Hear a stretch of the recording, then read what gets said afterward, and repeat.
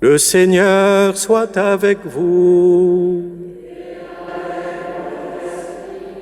Évangile de Jésus-Christ selon saint Jean.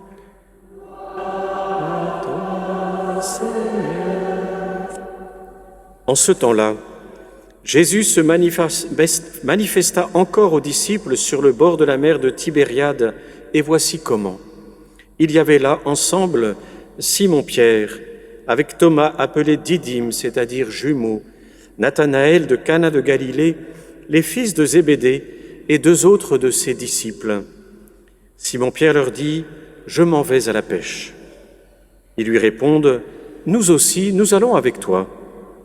Ils partirent et montèrent dans la barque. Or cette nuit-là, ils ne prirent rien. Au lever du jour, Jésus se tenait sur le rivage, mais les disciples ne savaient pas que c'était lui. Jésus leur dit « Les enfants, auriez-vous quelque chose à manger ?»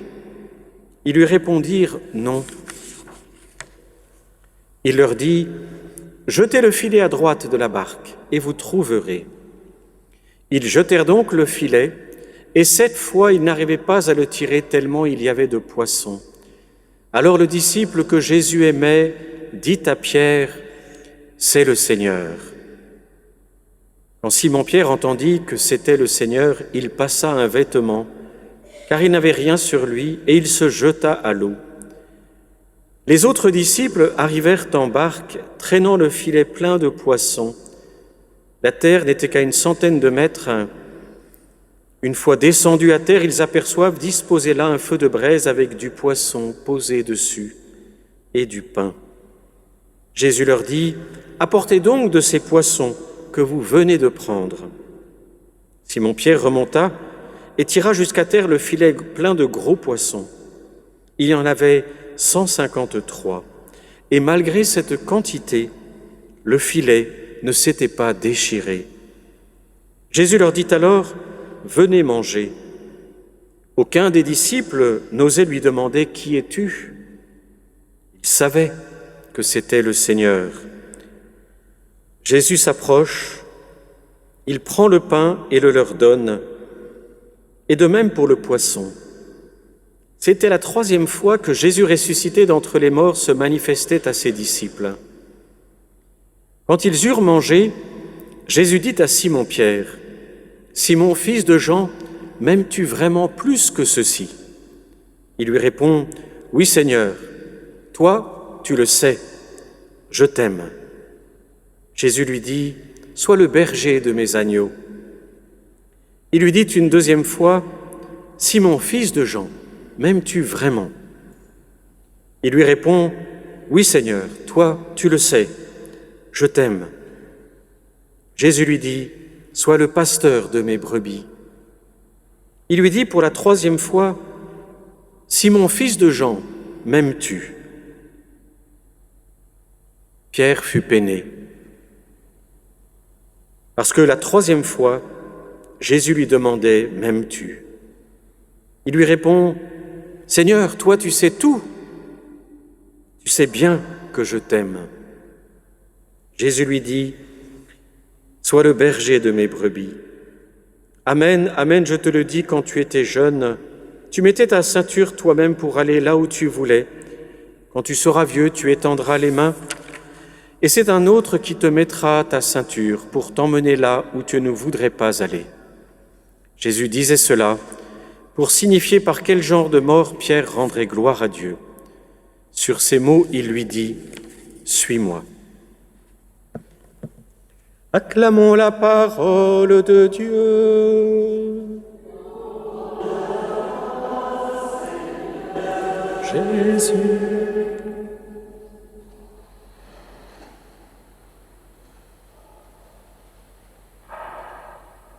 À la messe le dimanche, on nous donne en ce moment de façon spéciale, comme nous les avons eues durant l'octave de Pâques, différentes apparitions. Et si vous faites attention au texte, eh bien, il y a des laps de temps où Jésus n'est pas avec les apôtres. Donc il y a une alternance après la résurrection entre des moments de présence où le Christ est avec eux, les enseigne, mange avec eux, et puis des moments où il n'est pas avec eux. De telle façon que dans cet évangile, Jean nous dit, c'était la 3e fois qu'il apparaissait à ses apôtres après être ressuscité d'entre les morts, qu'il se manifestait à eux. Aussi pour signifier pourquoi, alors qu'ils le voient, ce n'est pas la première fois qu'ils le voient ressusciter, ils le savent, et ils n'osent pas lui demander, mais ils savent que c'est lui. Et c'est très joli, vous voyez, cette progression. Parce que dans notre vie de baptisé, que l'on était baptisé à Pâques, qu'on était baptisé petit enfant ou plus tard, nous avons tous ce chemin dans la foi, ces moments d'alternance où nous avons une présence du Christ ressuscité, des moments où tout est lumineux, tout est clair, des moments où on sait, oui, c'est toi Seigneur, tu es bien là, je te reconnais, puis des moments où le Seigneur n'est pas avec nous. Et puis dans ces moments où nous ne sommes pas avec nous, on revient, comme c'était le début de cet évangile, à nos activités habituelles. Pierre leur dit, je m'en vais à la pêche. Il dit, on va avec toi. La Pentecôte n'est pas encore arrivée, donc c'est-à-dire ce moment de grâce où les apôtres ont compris et ont reçu par la grâce de l'Esprit Saint la capacité de répondre pleinement à la mission qui était la leur. Et cela nous arrive souvent dans notre vie chrétienne, dans notre vie de baptisé. On est à la fois rempli de Dieu, on persévère dans la vie de foi, et puis on aimerait se donner aussi. On aimerait un petit peu rendre service, que ce soit à travers des associations, à travers mille et une façons dans la vie de l'Église, puis on n'a pas trouvé sa place. Alors on dit, je vais à la pêche, je retourne à mes occupations habituelles, je ne sais pas quoi faire. Oui. Ça arrive, c'est arrivé aux apôtres, c'est normal aussi.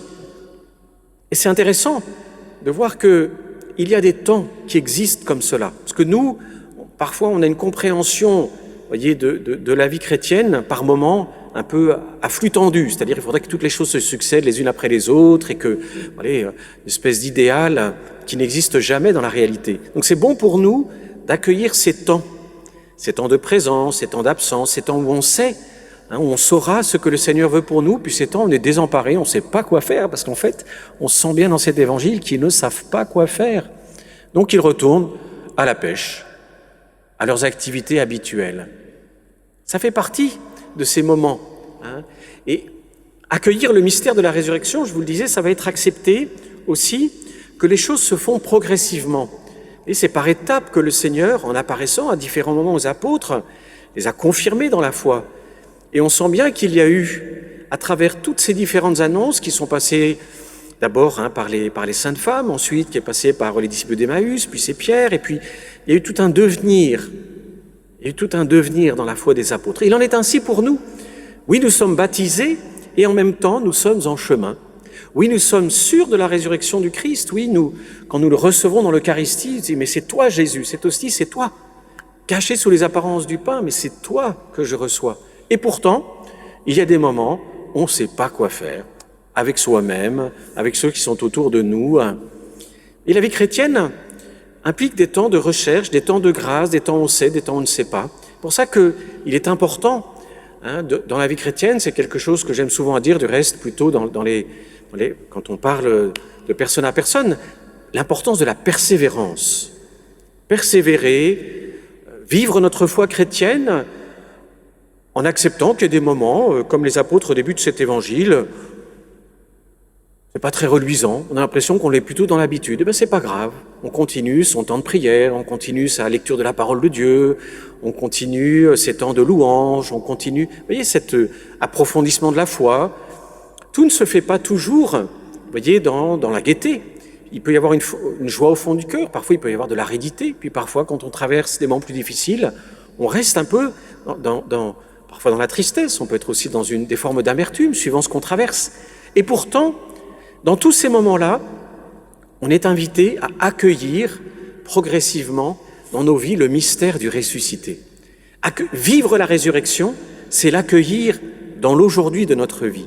Proclamer la résurrection, c'est d'abord accepter le chemin où la résurrection doit venir jusqu'à nous, alors que, j'aime beaucoup moi cette icône, ce panorama des disciples d'Emmaüs, on est en chemin. Puis parfois, quand on parle 2 à 2, vous parlez 2 à 2 à la maison, ici, dans l'église, ailleurs, et puis ça va pas bien. Oui, on pensait que le Seigneur était là, on pensait qu'il allait tout résoudre. Et nous aussi, on pensait que c'était le Messie. puis finalement, on ne sait plus très bien. Oui, c'est le Seigneur, on croit en lui, mais bon, on ne sait plus très bien. Et la foi, en fait, doit s'enraciner progressivement. Progressivement, et la foi est d'abord un accueil. Accueillir le Christ dans l'aujourd'hui de ma vie. Et on n'aime pas faire ça, frères et sœurs. Vous comme moi, on n'aime pas ça. Parce que l'accueillir dans l'aujourd'hui de notre vie, ça veut dire que quand c'est la joie, bon, c'est très bien, ça, on exulte. Encore faut-il ne pas l'oublier, parfois on l'oublie aussi dans nos moments de joie. Mais dans les moments difficiles, on a envie de tourner la page. On a envie de dire, non, Seigneur, vite, vite, la résurrection. Et manque de peau, vous avez vu dans l'Évangile, ils passèrent toute la nuit sans rien prendre. Alors en plus, ça leur rappelle, vous voyez, des mauvais souvenirs. Donc je dis, après la résurrection, ça n'a pas changé. Hein. Le boulot, toujours aussi dur. Important, vous voyez. Le Seigneur n'est pas venu, vous voyez, comme nous traiter comme des petits-enfants, vous voyez, comme si on avait 6 mois, 1 an, 2 ans, et puis il nous met dans les langes, on fait tout, puis vous voyez, c'est la résurrection, donc on est des nouveau-nés, mais enfin, on est revenu à l'état d'enfance. Non, ça va être dans notre vie d'adulte, avec notre vie de tous les jours, telle qu'elle est, accueillir ce mystère de Jésus ressuscité. Et vous voyez, c'est là que l'Eucharistie, nous l'avons partagé ensemble au cours de la messe de Pâques, l'Eucharistie est une pédagogie extraordinaire de l'accueil de Jésus ressuscité. Parce que c'est lui, le Christ ressuscité, que nous recevons à chaque fois qu'à la messe, nous venons recevoir la communion. Si on ne peut pas le recevoir sacramentellement, eh bien on fait une communion spirituelle. Mais c'est bien lui que nous recevons. Et on le reçoit dans l'aujourd'hui de notre vie, avec ce qu'elle a de beau, de grand, de juste, de noble, de plus difficile, de moins noble, parfois de pas très joli, puis parfois des choses dont on n'est pas fier. Mais il vient là. Et c'est là que nous l'accueillons. Je le dis aussi souvent, les psaumes nous éduquent à cela. Recevoir Dieu là où nous sommes. Vous voyez, pas tirer le rideau, dire « Oh, surtout Seigneur, ne rentre pas là ». C'est vraiment pas beau. Mais si, justement, parce qu'on a besoin d'être sauvé. Et besoin d'être sauvé, c'est tirer le rideau et dire « voilà Seigneur, je suis vraiment pas fier. Aujourd'hui, je me suis mis en colère, c'était terrible. Puis en fait, dans le fond, je sais que j'ai tort. Mais j'ai pas voulu le reconnaître, donc j'ai attaqué, etc. Bon, on fait plein de choses comme ça. Chacun les décline, suivant ses circonstances, peu importe. Mais il faut tirer le rideau, non pas pour cacher, mais pour ouvrir. Et c'est pour ça que le Seigneur, dans nos vies aussi, permet des moments qu'on ne comprend pas. Parce qu'il a besoin de dire, il y a des endroits de ta maison que j'ai besoin de visiter, et t'as pas envie que je vienne. En fait, tu préférais que, comme on le fait dans certains endroits, vous voyez, on ne vit que dans 2-3 pièces de la maison, et alors là, Seigneur, tu peux faire ce que tu veux. Puis le Seigneur, il est curieux. Il dit, non, moi j'aimerais bien visiter d'autres endroits de ta vie, parfois de ton passé, parfois du présent, des endroits où tu as fermé les portes, tu as bien fermé à clé, puis tu as mis la clé, on ne sait plus où est-ce qu'elle est. Puis le Seigneur s'arrange, quand on a fermé la porte, pour rentrer par la fenêtre. Donc pour arriver par un autre endroit, il dit, mais tire le rideau, laisse-moi venir te sauver là. Alors c'est difficile pour nous. C'est pour ça qu'il y a des moments, comme les apôtres, on va passer toute la nuit sans rien prendre. C'est-à-dire qu'on va passer par des périodes de l'existence où on ne comprend pas ce qui se passe. On n'est pas content, c'est pas bien, c'est pas ce qu'on voudrait, on ne sait pas ce que fait le Seigneur. Qu'est-ce que fait-il? D'abord, est-il toujours là? Très important. On a besoin de ces moments-là. Parce que ce qui fait que, vous voyez, ceux qui nous ont précédés, parfois des personnes que l'on rencontre sont habitées de la grâce de Dieu, on dit c'est extraordinaire. Mais c'est parce qu'ils ont accepté, eux aussi, dans leur vie, de laisser le Seigneur venir dans tous ces endroits où nous avons une tendance à nous cacher. Comme Adam et Ève, après la première faute, on se cache. Le Seigneur appelle et puis nous on dit, on se cache, on fait comme si on n'était pas là. Et le Seigneur dit, non, ouvre-moi les portes, je viens te sauver. Et l'accueil de l'Eucharistie, dans l'aujourd'hui de notre vie, quand on vient aujourd'hui recevoir le Seigneur, ce cœur à cœur avec le Seigneur, là où nous en sommes, nous montre ce que nous avons à vivre chaque jour dans la foi. Accueillir le Seigneur dans l'aujourd'hui. Et il y a des bons jours, des mauvais jours, des jours où on se sent bien, des jours où on se sent mal. Et tout ça fait partie de notre vie.